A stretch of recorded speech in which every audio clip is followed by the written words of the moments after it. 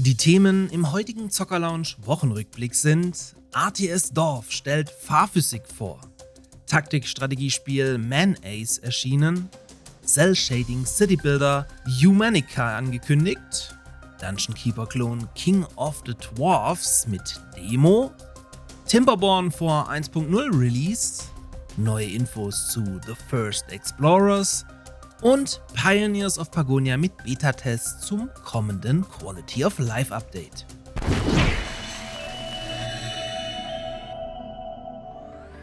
Dieser Wochenrückblick wird euch auch diese Woche von meinem Partner Instant Gaming präsentiert, bei welchem ihr in der Regel alle Videospiele zum Teil deutlich günstiger als auf den Hauptplattformen bekommt und so jede Menge Geld bei eurem liebsten Hobby sparen könnt. Zum Beispiel bekommt ihr hier das heute besprochene und erst kürzlich erschienene Man Ace direkt günstiger und könnt auch beim grandiosen Timberborn einiges sparen. Zudem unterstützt ihr mit einem Kauf über meinen Partnerlink zusätzlich diesen Kanal hier massiv.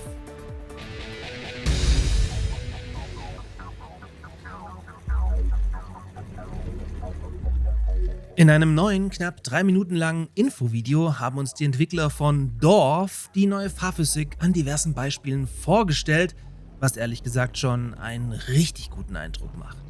So sehen wir zum Beispiel Laster korrekt über größere Bodenwellen fahren, Buggies im Zweifel den Rückwärtsgang einlegen und richtig cool, Motorräder springen lassen. Auch im Gefecht macht das richtig was her und erinnert so ein bisschen an Mad Max Fury Road. Jetzt muss das Teil nur auch mal endlich erscheinen.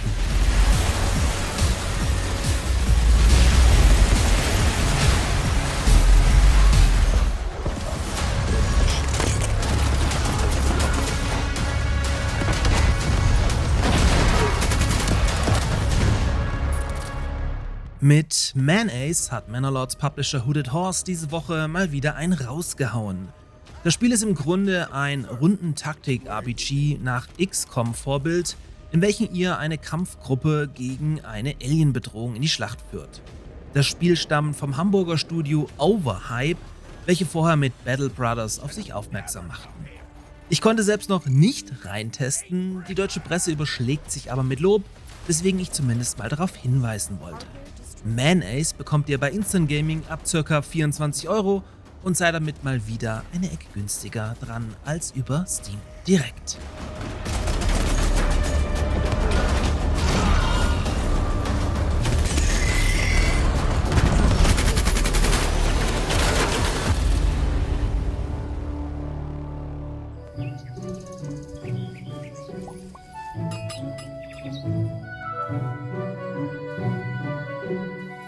Noch nicht diese Woche erschienen, aber immerhin mit einem neuen Trailer vorgestellt, wurde der City Builder Humanica. Die mit gewagtem Cell-Shading-Look entworfene Städtebausimulation lässt euch eine Siedlung in der Antike errichten und scheint durchaus umfangreich zu werden. So verfügt der Titel zum Beispiel über eine RTS-Komponente und lässt euch Befestigungen bzw. Mauern errichten. Wer mit dem Grafikstil was anfangen kann, darf sich daher Humanica gerne mal auf die Steam-Wishlist setzen. Der geplante Early Access Start ist der 3. März 2026.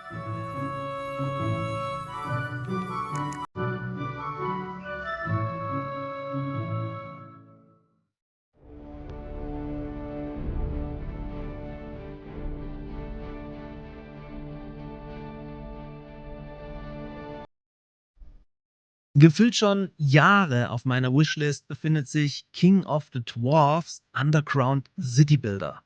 Warum? Na, weil das Spiel auf den ersten Blick nur so nach Dungeon Keeper schreit und davon gibt es einfach nach wie vor viel zu wenige Spiele. Der Zwergensimulator, welcher auch so ein bisschen an die Hobbit-Filme erinnert, hat diese Woche eine Demo zum Antesten erhalten. Anders als früher in Dungeon Keeper könnt ihr hier auch nach oben und unten graben, sowie Räume mit unterschiedlichen Deckenhöhen planen. Neben Gold baut ihr hier auch Eisen ab, welches ihr dann zu Waffen und Co. weiter produziert und müsst auch Lava und Wasser an die richtigen Stellen leiten.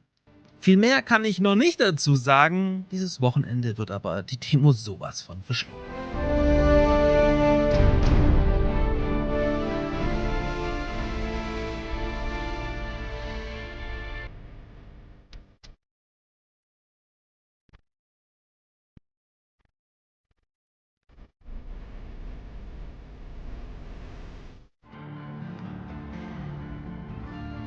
This world is a dangerous place.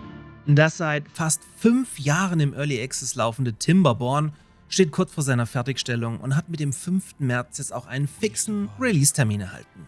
Zur Feier des Tages hat das Spiel einen Lore-Trailer erhalten, der wirklich gelungen ist und uns nochmal die bizarre Ausgangssituation vor Augen führt, in welcher die Menschheit sich selbst vernichtet hat und die verbliebenen Tiere, in diesem Fall Biber, kurz vor dem Aussterben stehen, sich aber dank eurer Hilfe in einer trostlosen Welt behaupten können.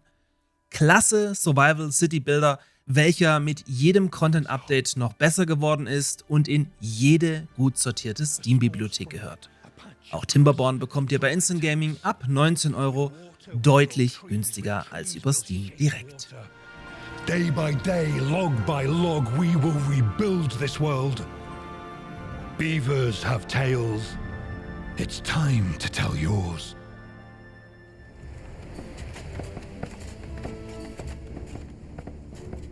Wie jeden Monat gab es auch diesen wieder ein kurzes Update zu The First Explorers.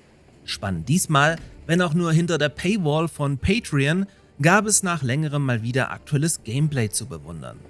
30 Sekunden aus diesem in etwa 3 Minuten langen Video sind free for all und deshalb kann ich sie euch hier auch zeigen. Was sofort auffällt, ist die markante Teamfarbe Blau, welche sich über Zelte, Klamotten und Grenzsteine durchzieht. Zudem befinden wir uns in der Ecke einer Karte, was auch gut gelöst wurde und stimmig ist. Wer sich das komplette Material geben möchte, kann das über eine Patreon-Mitgliedschaft tun und dabei aktiv die Entwicklung von The First Explorers fördern. Noch ein kleiner Insider-Tipp: Zocker Lounge LAN in Frankfurt am Main im November. Sebastian ist mit The First Explorers Stand jetzt am Start und wir haben aktuell noch 14 Plätze frei. Also kommt gerne mit. Alle Infos unter www.zocker-lounge.com/event.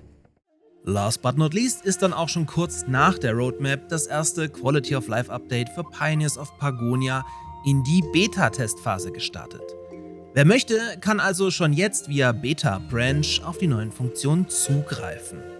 Highlight des Updates ist die Möglichkeit, eure Pagonia wieder zu Trägern zurückzuverwandeln, um so einem Siedlermangel entgegenzuwirken zu können und um gleichzeitig das frei gewordene Werkzeug für andere Dinge zu verwenden. Darüber hinaus ist die Möglichkeit neu, Gebäudeeinstellungen auf ein oder alle Gebäude des gleichen Typs zu kopieren, um sich so viel Gefummel im Spielablauf sparen zu können. Wie es genau mit Pioneers of Pagonia nach dem 1.0 Release in diesem Jahr weitergeht, habe ich euch bereits Anfang der Woche in einem extra Video vorgestellt. Wer sich dafür interessiert, darf da also auch gerne mal reinschauen.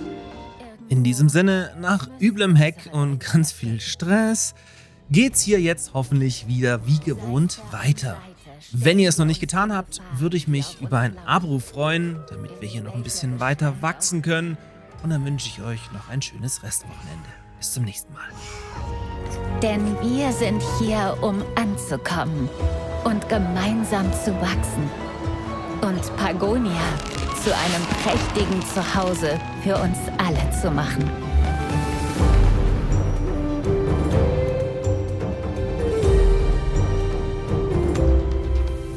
An die Werkzeuge, Pioniere. Es gibt noch so viel zu tun.